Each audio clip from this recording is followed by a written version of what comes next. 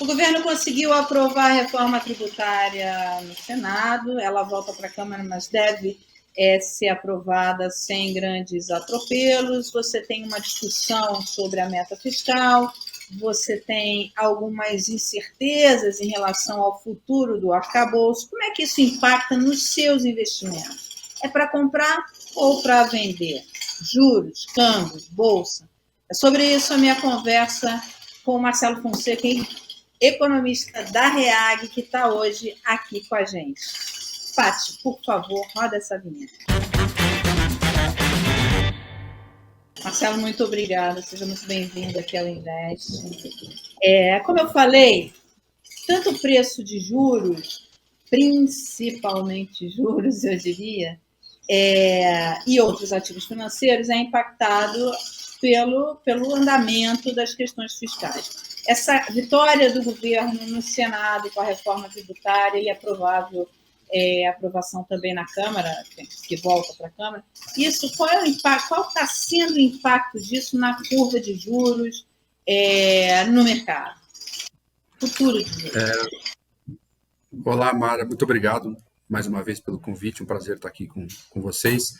Bom, em primeiro lugar, a reforma tributária, ela é sem dúvida nenhuma um assunto extremamente positivo para o país.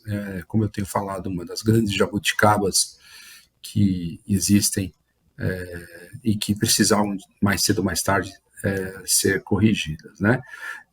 Agora, do ponto de vista de impacto de mercado, o mercado tem uma certa dificuldade de incorporar esses eventos cujo resultados são eventos que vão se manifestar ao longo de meses e principalmente anos. Então, os impactos positivos da reforma tributária são sentidos num intervalo de tempo muito, muito, muito amplo. É muito bom, é muito positivo, isso deve ajudar o país a ser mais eficiente, aumentar a produtividade, crescer mais, etc.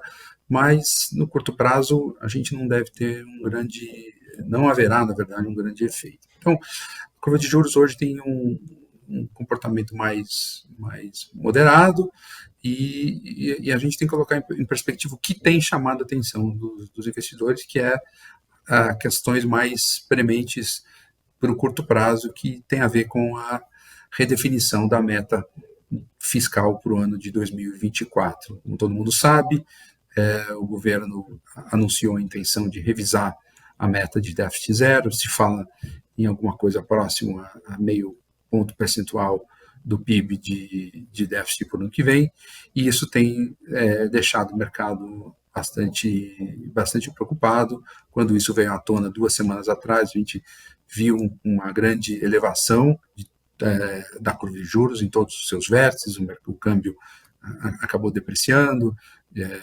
efeito negativo sobre a Bolsa, mas esse efeito acabou sendo, de uma certa forma, mascarado pela decisão do Federal Reserve da semana passada, que indicou uma grande intenção de encerrar o ciclo de alta de juros lá nos Estados Unidos. Então, isso acabou dominando os assuntos domésticos.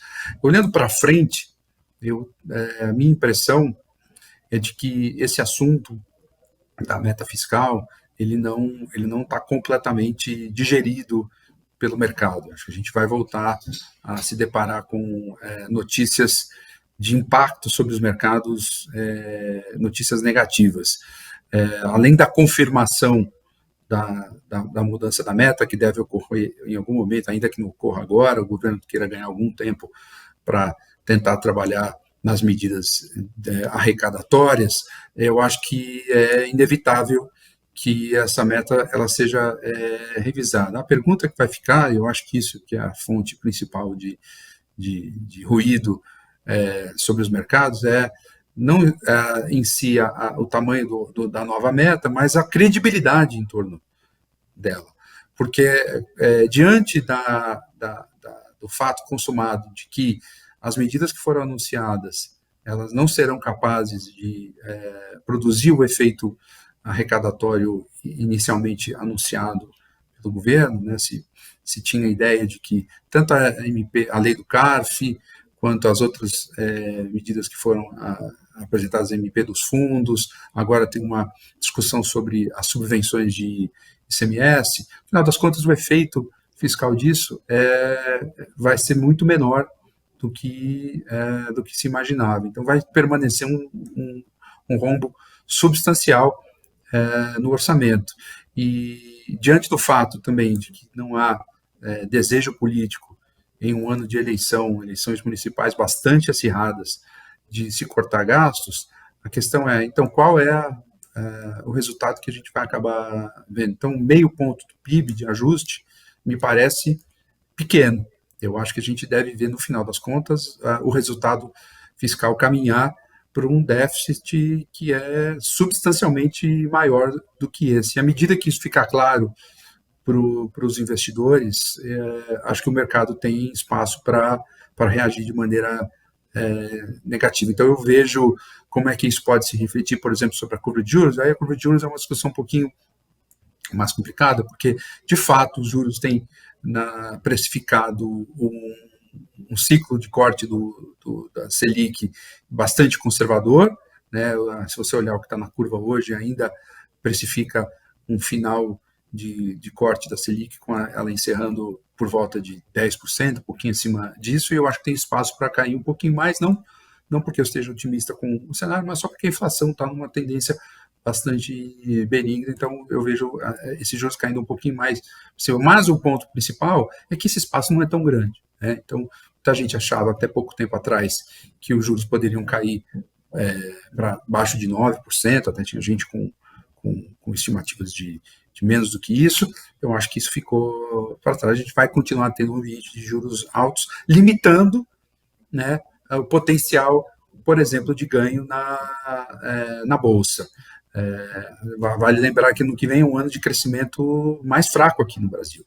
Esse ano a gente termina com o PIB crescendo um pouquinho abaixo de 3%. A gente olha as projeções do relatório Focus do Banco Central, elas estão bem abaixo disso, em torno de 1,5%, podendo ser até aquém, a depender do agravamento do cenário internacional. Então, eu vejo, diante desses desafios fiscais, um cenário difícil para o ano que vem.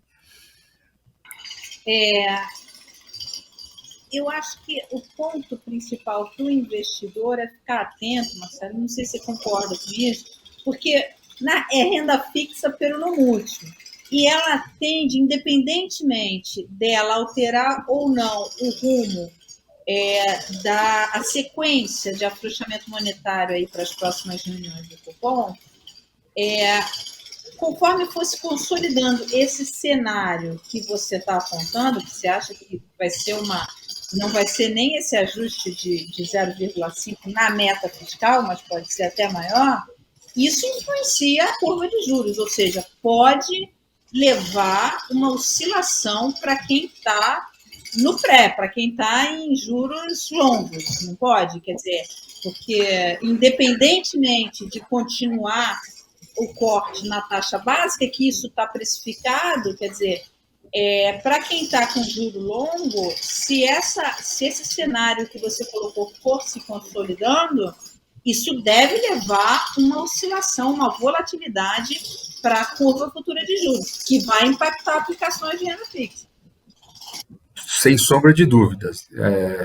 Eu só chamei a atenção para o corte da Selic, porque ela pode ainda permitir um ganho residual nas aplicações pré-fixadas no curto prazo, à medida que o Banco Central entrega o seu ciclo de juros. Então, eu acho que separando a discussão entre o afrouxamento monetário e as preocupações, por um lado, e as preocupações fiscais por outro, né, e entendendo como isso se reflete no formato da curva de juros, eu colocaria uma distinção muito grande de que a parte curta da curva, ela parece, de uma certa forma, ela é mais impactada pela política monetária, ela parece um pouquinho mais, digamos assim, entre aspas, segura, no sentido de que eu olho para os preços da curva e eu vejo eles ainda conservadores diante do tamanho do ciclo monetário que o BC pode entregar. Como eu falei,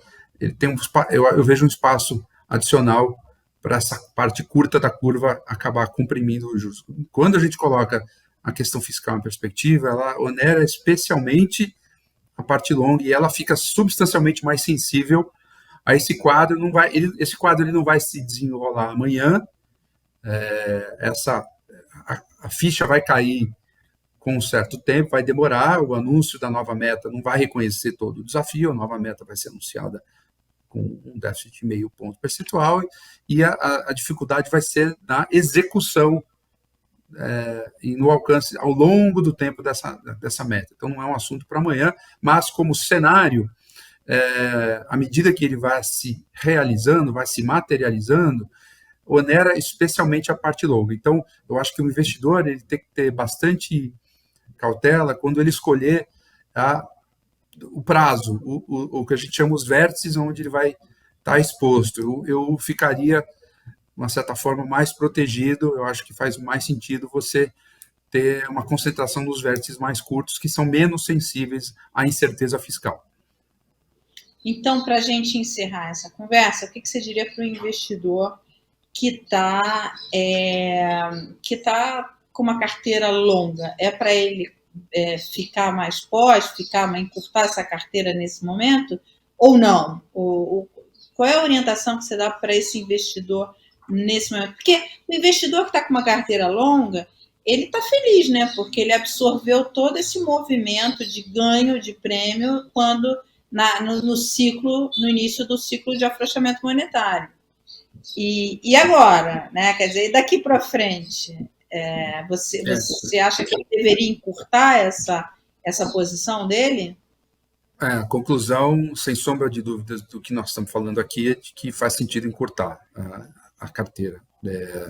Eu acho que quando a gente pensa a assimetria de risco, ou seja, se tem mais para ganhar ou tem mais para perder, na exposição dos juros longos, aos juros longos, essa assimetria de risco parece menos favorável do que foi esse passado recente, desde o início do ciclo de afrouxamento. Então, eu acho que a decisão correta é ainda ter uma exposição pré-fixada. Como eu falei, acredito que o Banco Central vai conseguir trazer os juros para baixo dos 2 dígitos, então ainda existe um potencial de ganho, mas num prazo, numa exposição mais curta.